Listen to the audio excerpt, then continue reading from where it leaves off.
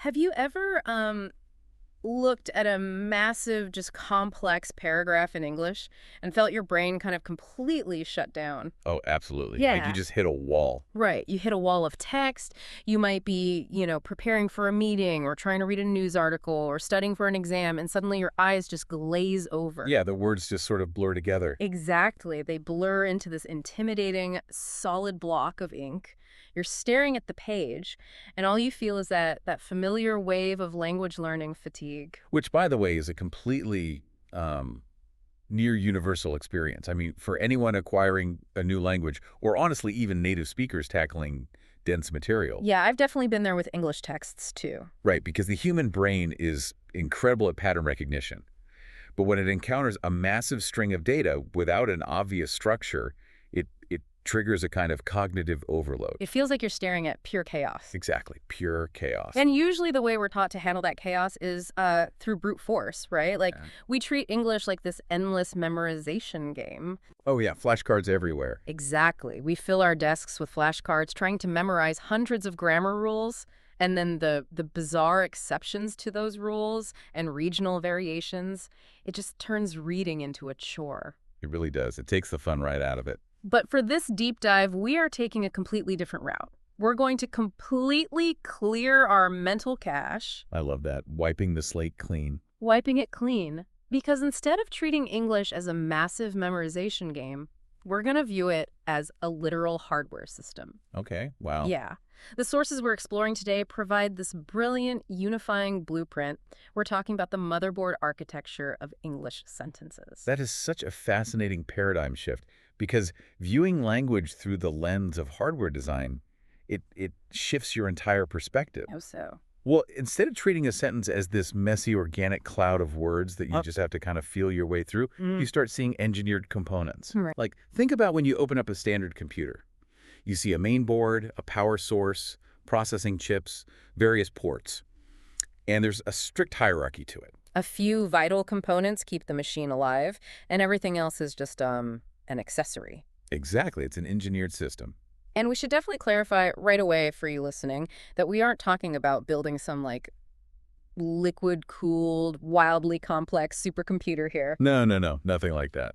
Right. The goal isn't to replace confusing grammar jargon with confusing tech jargon. We are stepping into the role of system architects today, looking at the most basic, fundamental electronic circuit. Because before you can process complex data or run a supercomputer, you have to understand what makes the machine turn on in the first place. Right, you've got to hit the power button. Exactly. You must locate the absolute core of the board. And right at the center of any functioning electronic board is the core socket. The core socket, okay? Yeah. In the English language, our sources identify this as the subject-verb core. The subject-verb core. Yes. Every single stable sentence in English, regardless of whether it's 3 words long or, 50 words long, it must compile down to this one central connection. So if you don't have that central socket, what happens? The motherboard is just dead plastic. The system will throw a fatal compile error. It simply will not boot. Okay, so let's break that down. Let's look at the two halves of this core socket. Sure. Let's start with the subject. The subject acts as your power supply. Like the battery. Exactly, the battery. It's the entity, the person, place, or thing that's actually holding the potential energy you're providing the data. Got it. But a battery sitting on a desk doesn't really accomplish anything on its own, right? No, it doesn't. Yeah. It's just stored energy. It needs a processor, right? Like a motor to drive. And that's the verb. That is your verb. The verb is the CPU. It's the active processing unit that executes an action or maintains a state of being. Let's test that out with a source example. If I just say the phrase, the computer. Right. You have your power supply. The computer is the subject. But if I just stop talking there, the computer, you're just left waiting. Nothing happens. Right, the power is there, but there is no CPU attached to execute it. In hardware terms, the system is just hanging. Exactly. It's raw potential energy with nowhere to go. The computer is not a functional sentence. But the second you drop the processor into the socket, the circuit closes. Yes. Add the CPU, say runs. Okay, the computer runs. Boom. The code is valid. The machine boots up, power flows from the subject directly into the verb. Wow, okay. That is the shortest, most foundational functional loop in the entire language. Okay, I love this, but I wanna push back on this idea for a second. Go for it. I want to push back on the idea that every single stable sentence requires both pieces, because my mind immediately goes to everyday human interaction, Like what? like commands or warnings. If someone is about to step into traffic, you don't formulate a two-part core, you just yell, stop, or, listen. Right. There is a CPU there, the verb stop, but there is absolutely no power supply. I didn't include a subject. So, did the architecture just break down in an emergency? It seems like it would, right. But the architecture actually remains perfectly intact. Wait, really? How? When you look at how systems are engineered, they often have a default system configuration. Okay. When you issue a direct command, the language motherboard automatically inputs a hidden variable. Oh, a hidden variable. Yes, because a command is basically always directed at the person standing right in front of you. The system implicitly reads it as, you stop. Oh, wow. So the subject you is the power supply. Exactly. The power supply is still plugged in, providing energy to the processor. Humans just evolved to hide that specific battery by default to save time. Because if you're saving someone from traffic, every single millisecond of processing time counts. Exactly. So the rule always holds. The architecture never breaks. That is so cool. It proves that the rule is actually universal. It really is. And for you listening, if you struggle with long texts, this is your key to reading without lag. Always find this core socket first. Right. When you face an intimidating wall of words, your primary mission is to find the power supply and the CPU. Identify who is doing what. Yes. Secure the core socket. And once you lock onto that, you've anchored yourself in the sentence. But, we do need to move beyond just turning the machine on. Right. A CPU and a power supply mean the computer boots up, but it can't process complex data or, display beautiful graphics yet. A motor that just spins in an empty room isn't doing much useful work. So how do we scale up from that core socket? How do we build out the motherboard? Well, we install expansion slots. We have to give the CPU an exact target for its operation. Okay, so we're adding RAM. Exactly. Yeah. In traditional grammar, these are called objects. External data plugs into the core socket via an object, acting exactly like a RAM stick. Let's visualize that data flow. If my core socket is iBuild, Okay, I is the battery and build is the CPU. the CPU is spinning, but it doesn't have any material to construct. Right, it's rendering a blank screen. So you snap in a RAM stick, an object. Let's use a framework as our module. So the sentence becomes, I build a framework. Boom. Now the CPU has a direct target. The action of building is being applied to a specific piece of data. That makes perfect sense. But what happens when things get more complicated? The sources mention dual channel capability, right? They do. Sometimes you have multiple RAM sticks. In grammar, these are indirect and direct objects, acting as dual-channel slots. Because when we interact, we rarely just act on one object. We hand things to people, we tell things to people. Exactly. Let's look at the sentence. I give you the code. Tracing the hardware there. The core socket is I give, battery and CPU. And then the data flow splits into dual channels.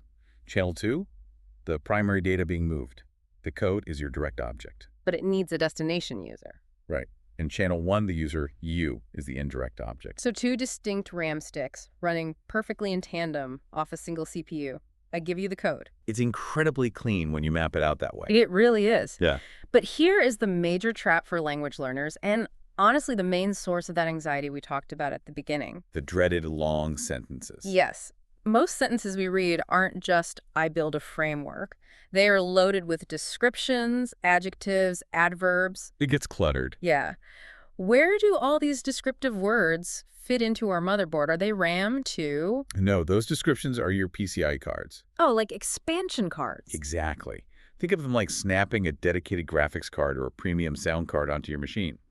In language, we call them modifiers. Okay. Adjectives and adverbs. They add vibrant detail and precision, but they are just optional upgrades. I think this is the most liberating part of this whole metaphor for you listening, because a computer can boot up perfectly fine without a fancy graphics card. It absolutely can. The core machine does not need them. Let's analyze a source example. I build a clean framework quickly. Okay, we have two PCIe expansion cards plugged in here. Clean and quickly. Right. The word clean is an adjective. It modifies our RAM stick, the framework, altering its appearance. Like adding RGB lighting to the RAM. Perfect analogy. And the word quickly is an adverb. It optimizes the clock speed of the CPU, the verb build. They provide great detail. But if you pull the modifiers out, If you rook out the graphics card and the speed optimizer, you are left with, I build a framework. It still compiles perfectly. the core stability is entirely untouched. Modifiers do not hold the structural weight of the sentence. And that entirely cures the panic of reading 30-word sentences. Doesn't it? When you look at a massive sentence in a legal document or a novel, it looks terrifying. But what you are actually looking at is a very simple motherboard that has been buried under dozens of flashy accessories. Just custom casings and lighting. Right. You might encounter an adjective you've never seen before, a difficult word like, effervescent. Ooh, that's a good one. If you view language as a memorization game, hitting an unknown word stops you dead. Panic sets in. You feel like you're missing a piece of the foundation. But if you think like a system architect, Exactly. You realize that difficult word is just a custom graphics card. You don't need to know what effervescent means to understand the battery and the CPU. you mentally bypass the accessory, find the main board, and keep reading. You just have to ignore the flashy accessories for a second and find the main board. The structure hasn't broken. You filter the signal from the noise. It is such a powerful tool. Okay, so we have a single high-performance motherboard with its slots filled. We've got the battery, the CPU, the RAM, the graphics cards. It's a nice rig. It's a great rig. But a computer sitting isolated on a desk is fundamentally limited, right? It's useless if it can't connect to the internet. Oh, absolutely. It needs to interface with the outside world. It doesn't know what time it is. It doesn't know where it is physically located. How do we connect our sentence to external coordinates or to other motherboards? Well, this introduces the final layer of our architecture, networking. Mm. We need I/O ports and bus lines. Let's look at the ports first. In English grammar, your I/O ports are prepositions. Words like in, on, at, under, through. Oh man, for a lot of learners, prepositions are literally the most frustrating part of English. Oh, they are notorious. They feel completely arbitrary. Like, why do we say we are in a car but on a bus? They feel arbitrary until you view them as physical I/O ports. Mm-hmm. Think of a preposition as an adapter plug, like a USB port or an HDMI port. Okay. Its entire function is to take an external piece of coordinate data, like a specific time or physical space, and plug it safely into the main board. Walk me through a scenario. Let's plug some external data into a system. Okay, let's take a standalone system running the code. The system crashed. Battery is the system. CPU is crashed. It's stable. Stable, Mm. but you need to log the time of the error. You want to inject the external coordinate midnight. Okay, so I just put midnight at the end. The system crashed midnight. Ah. If you try to jam raw coordinate data in without the adapter, the data format is mismatched. Oh, right. Like trying to shove an HDMI cable into a USB port. Exactly. The pins bend, the connection fails. Right. Our sources call this the syntax error rule. The system crashes because it doesn't know what to do with the raw data midnight. So we need the adapter. You need the correct port. So you use the preposition at. Now it compiles safely. The system crashed at midnight. At is the USB port that perfectly formats the time data for the motherboard. Yes. The port safely translates external reality into a language the core socket understands. Framing it like that completely changes how we should study prepositions. They aren't just annoying little words, they are highly specific input ports. You just have to match the correct plug to the correct data type.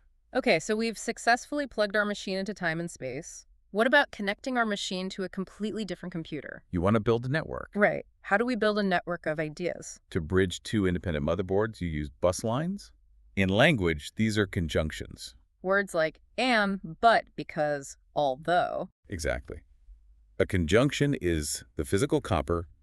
Trace the bus line that bridges completely separate microchips or motherboards together to manage logical flow. Let's lay down some cable. Let's link two systems. Okay, motherboard A is running the code. I wrote the code. Stable system, battery, CPU, RAM. On a separate desk, we have motherboard B running. It had bugs, also perfectly stable on its own. So we want to bridge these two separate boards. Yes. We use a logical bus line, the conjunction but. We solder the bus line between them. I wrote the code, but it had bugs. The physical copper trace carries the data across. The word but signals to the CPU that the data arriving from motherboard B is going to contrast with motherboard A. We are building human logic. Exactly. And if the logical relationship changes, you just swap out the bus line. If the logic is causal, you switch the bus line to because. The system crashed because I wrote bad code. You're just routing the logic differently. Conjunctions are the physical traces that allow human language to evolve into complex reasoning. That brings up a massive, big picture question for me. What's that? Does this mean you can scale an English sentence infinitely? Yeah, like could I just take a motherboard, solder a bus line, attach another motherboard, plug in an I/O port, add another bus line to a third board, Yeah. and just keep going? Exactly. That is how all complex English is generated. It is an engineered network, never just randomly thrown together. It's infinitely scalable hardware. It has infinite expandability. When you see a massive winding sentence in a novel, the author didn't just throw 50 words in a blender. Right. They engineered a sprawling network. They laid down a primary core socket, filled it with RAM, snapped on several PCIe cosmetic upgrades, and then routed bus lines to secondary motherboards. So reading a complex text is literally just reverse engineering a network. That is all it is. Wow. Let's run a quick, satisfying system diagnostic review for the listener to cement this blueprint. Let's do it. Diagnostic step 1. Verify the core socket. Right. Power and CPU. Find your subject and your verb. If you don't have those, the motherboard is dead. Step 2. Yeah. Check your expansion slots. That's your objects and modifiers. RAM gives the CPU a target. The PCIe cards, the adjectives and adverbs give it fancy cosmetics. But you can always unplug them if you panic. Exactly. Ignore the flashy accessories to find the main board. And finally, step 3. Map the networking. I/O ports and bus lines. Prepositions plug in the external coordinates, and conjunctions bridge the motherboards together to build logic. Diagnostic complete. It's brilliant. By adopting this architectural mindset, the language truly stops being a terrifying wall of text. It becomes predictable. Yes, a predictable, clean, and highly satisfying system to build. You aren't just memorizing rules, you're actively operating a machine. You gain total control over the flow of information. I want to leave you listening with one final kind of mind-expanding thought to mull over. We didn't really touch on this, but think about it. Oh, I'm ready. If a single English sentence is an engineered motherboard, what does that make a paragraph? Oh, wow. Is a paragraph basically a server rack, like holding dozens of networked motherboards working together? It would have to be right. And if a paragraph is an interconnected server rack, does that make an entire essay or a book a massive data center? A literal server farm. Exactly. The next time you sit down to write a long text or you have to read a dense article, don't think of yourself as just a stressed out student. No. Think of yourself as a system architect managing a server farm. Keep your layout clean, check your sockets, and never stop building your system. Understand the hardware and the software will run itself. Catch you on the next deep dive.